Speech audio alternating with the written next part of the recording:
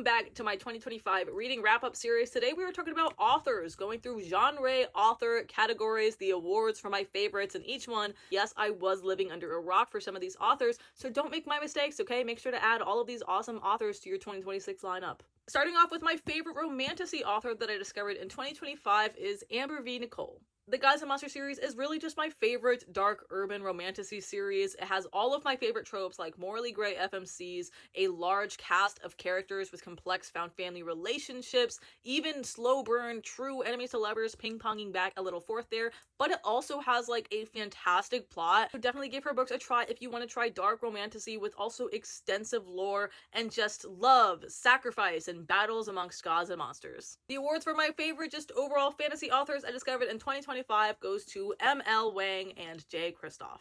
M.L. Wang's fantasy standalones with dark academia and military war theme undertones are very character driven and have unique magic systems with also complex undertones and thematics. J. Kristoff's dark fantasy series have morally gray characters, super immersive and complex world building, a touch of sarcasm, and are basically as unpredictable as his own narratives. I definitely recommend both of these authors if you are looking for intense fantasy stories with complex morals that kind of blur the line a little bit, and also if you're just okay with utter carnage. For my favorite YA fantasy author I discovered this year, the award goes to Tracy Deonn. This woman just has such well-researched and fleshed out magic systems, and she manages to balance 3 of them with a diverse, complex found family cast of characters, an epic, gripping storyline, and even a love triangle. Also, it feels mature enough to keep any adult reader still addicted. For my favorite sci-fi author I discovered this year, it goes to Pierce Brown. And the crowd was left unsurprised because we love Red Rising in this house. I talk about this series all the time, even though I am very fake and I haven't finished it yet, but that will be rectified very soon. For favorite authors I read this year that are truly like ones that break the genre for me, go to N.K. Jemisin and V.E. Schwab.